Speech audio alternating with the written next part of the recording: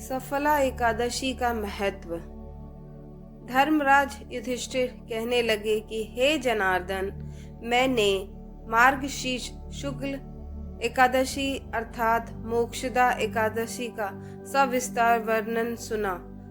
अब आप कृपया करके मुझे पौष मास के कृष्ण पक्ष की एकादशी के विषय में भी बतलाइए। इस एकादशी का क्या नाम है तथा इसके व्रत का क्या विधान है, इसकी विधि क्या है, इसका व्रत करने से किस फल की प्राप्ति होती है, कृपया यह सब विधान पूर्वक कहिए। भगवान श्री कृष्ण बोले, पौष मास के कृष्ण पक्ष में आने वाली इस एकादशी को सफला एकादशी कहा जाता है। इस एकादशी के देवता श्री नारायण हैं। विधि पूर्वक इस व्रत को करना चाहिए। जिस प्रकार नागों में शेषनाग, पक्षियों में गरुड़, सब ग्रहों में चंद्रमा, यज्ञों में अश्वमेघ और देवताओं में भगवान विष्णु श्रेष्ठ हैं, उसी तरह सब व्रतों में एकादशी का व्रत श्रेष्ठ है। जो मनुष्य सदैव एकादशी का व्रत करते हैं वे मुझे परम प्रिय है। इसका महामहत्व मैं तुम्हें कहता हूँ, ध्यान पूर्वक सुनो। भक्त वत्सल भगवान श्री कृष्ण कहने लगे कि धर्मराज, मैंने तुम्हें स्नेह के कारण तुमसे कहता हूँ कि एकादशी व्रत के अतिरिक्त मैं अधिक किसी दक्षिणा पाने वाले यज्ञ से भी प्रसन्न नहीं होता हूँ। अतः इसे अत्यंत भक्ति और श्रद्धा से युक्त होकर करे। हे राजन, द्वादशी युक्त पौष कृष्ण एकादशी का महत्व तुम एकाग्रचित होकर सुनो। सफला एकादशी व्रत की कथा। चंपावती नगरी में एक महिष्मान नाम का राजा राज करता था। उसके 4 पुत्र थे। उसमें सबसे लुम्पक नाम वाला बड़ा राजपुत्र महापापी था। वह पापी सदैव परस्त्री, वैश्यागमन तथा दूसरे बुरे कर्मों में अपने पिता का धन नष्ट किया करता था। सदैव ही देवता, ब्राह्मणों, वैष्णवों की निंदा किया करता था। जब राजा को अपने इस बड़े पुत्र के ऐसे कुकर्मों का पता चला तो उन्होंने उसे राज्य से निकाल दिया। तब वह विचार करने लगा कि कहाँ जाऊं, क्या करूं।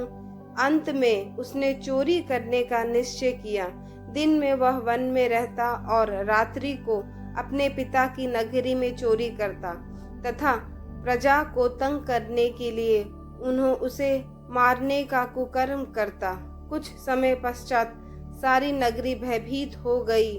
वह वन में रहकर पशु पक्षी आदि को मारकर खाने लगा। नागरिक और राज्य के कर्मचारी उसे पकड़ लेते किंतु राजा के भय से छोड़ देते। वन में एक अति प्राचीन विशाल पीपल का वृक्ष था। लोग उसकी पूजा भगवान के समान करते थे। उसी वृक्ष के नीचे वह महापापी लुम्पक रहा करता था। इस वन को लोग देवताओं की क्रीड़ा स्थली मानते थे। कुछ समय पश्चात पौष कृष्ण पक्ष की द्वादशी के दिन वह वस्त्रहीन होने के कारण शीत के चलते सारी रात्रि सो नहीं सका। उसके हाथ पैर अकड़ गए। सूर्योदय होते होते वह मूर्छित हो गया। दूसरे दिन एकादशी को मध्याह्न के समय सूर्य की गर्मी पाकर उसकी मूर्छा दूर हुई। गिरता पड़ता वह भोजन की तलाश में निकला। पशुओं को मारने में वह असमर्थ था, अतः पेड़ों के नीचे गिरे हुए फल उठाकर वापस उसी पीपल के वृक्ष के नीचे आ गया। उस समय तक भगवान सूर्य अस्त हो चुके थे। वृक्ष के नीचे फल रखकर कहने लगा, हे भगवान, अब आप ही अर्पण कीजिए यह फल, आप ही तृप्त हो जाइए। उस रात्रि को दुख के कारण रात्रि को निद्रा नहीं आई।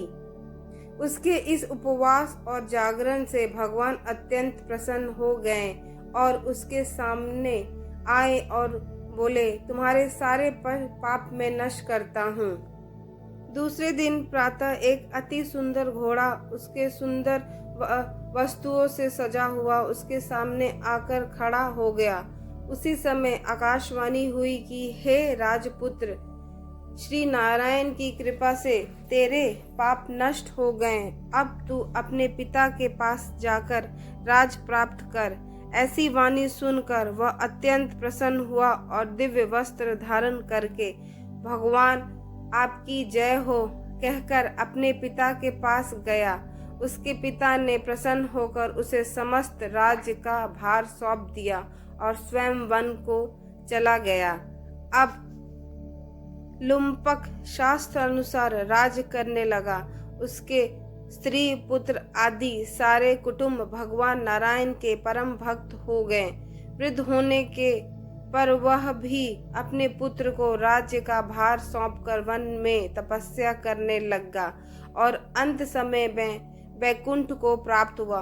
अतः जो मनुष्य इस परम पवित्र सफला एकादशी का व्रत करता है उसे अंत में मुक्ति मिलती है, और जो नहीं करता वे मूंछ और सींगों से रहित पशुओं के समान है। इस सफला एकादशी का महामहत्व को पढ़ने अथवा श्रवण करने से मनुष्य का अश्वमेघ यज्ञ के समान फल मिलता है। जय श्री हरि।